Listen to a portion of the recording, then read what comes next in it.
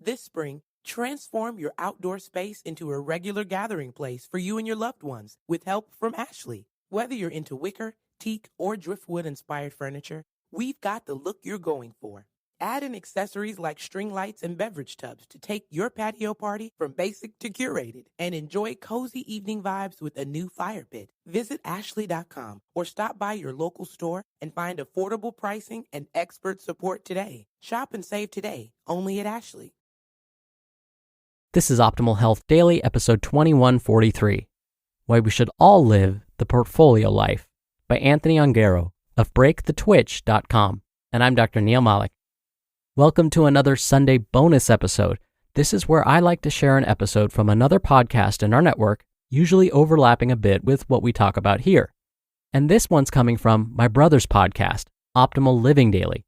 You can find that podcast by searching for Optimal Living Daily wherever you're hearing this. So with that, here's my brother Justin, along with his commentary as we optimize your life. Why We Should All Live the Portfolio Life, by Anthony Ongaro of BreakTheTwitch.com.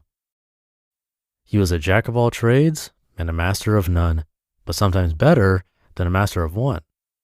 If I'd been around when that saying was coined, I'm pretty sure it would have been talking about me.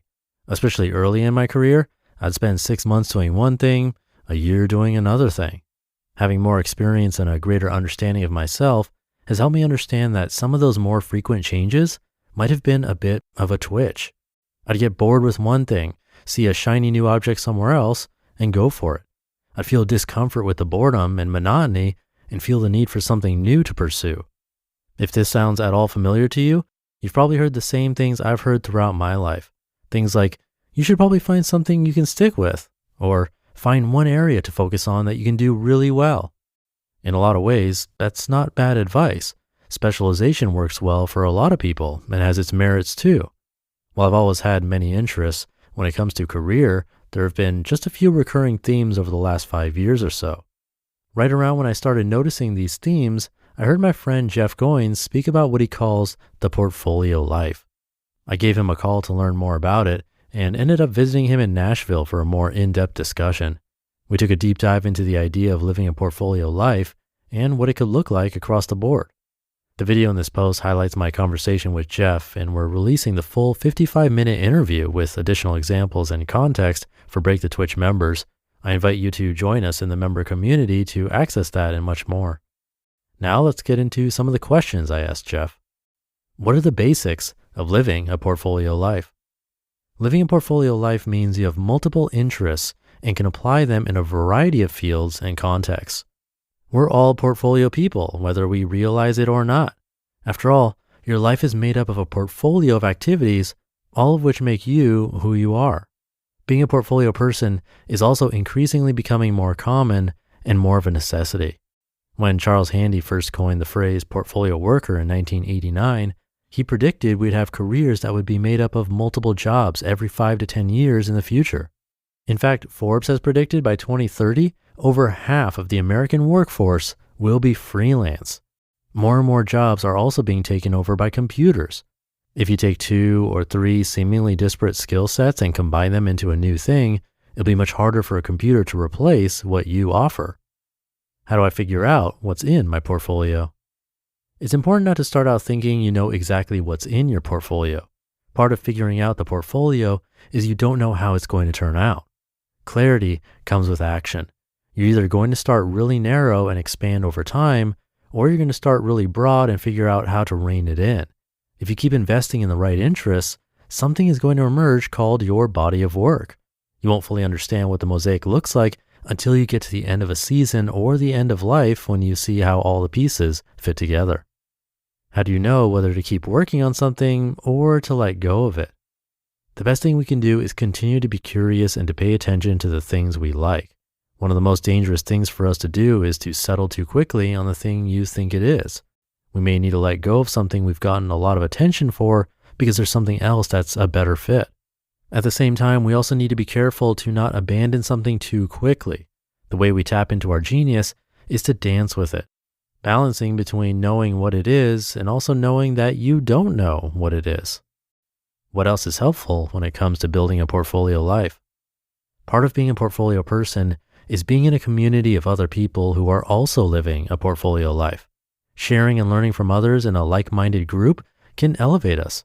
It's important to have those different relationships in your life to help you make those hard decisions on when to add something, let something go, or stick with something. Remember that clarity comes with action, so don't wait to find out what your portfolio life looks like. Also be careful not to fall in love with any one piece of the process because it's all part of the process. The only way we get to create our body of work is by continuing to work, create new things, and chase curiosity our whole lives, never assuming that we have it figured out. And at the end, you'll step back and look upon the mosaic of your life, which is your portfolio. After talking to Jeff, it was abundantly clear there's a benefit of being a master of some. The key is finding a few core themes to focus on and become your body of work. If you're interested in building a portfolio life, Jeff shares more examples and how he's applied the portfolio life for himself in the full interview video. I'm super grateful to Jeff Goins for sharing his experience and wisdom on building a portfolio life. He does amazing work as a best-selling author, keynote speaker, business coach, and more. Make sure to check out his work over at goinswriter.com. You just listened to the post titled, Why We Should All Live the Portfolio Life by Anthony Ongaro of breakthetwitch.com. So you open Google Chrome on your phone, you're hunting for a super rare first edition vinyl of a band you're obsessed with when you're supposed to be working. But this site you tapped on seems pretty shady. And Daryl from IT just jumped up from his desk. Oh no, he's coming your way. It's a good thing built-in malware protection keeps you safe and sound. Not from Daryl though, sorry. There's no place like Chrome. Download Google Chrome on your phone. Thank you to Anthony and Jeff, of course, who is a newer author for this show. I personally related to this a lot. I've gone from starting websites to sales planning in a corporate environment, enjoying marketing analytics to app development, learning to code myself, then podcast host of all things, which then came a lot of podcast editing, producing, and all the side jobs that come with keeping this thing running. So it makes sense to me. But maybe you're more of a 9-to-5 consistent environment.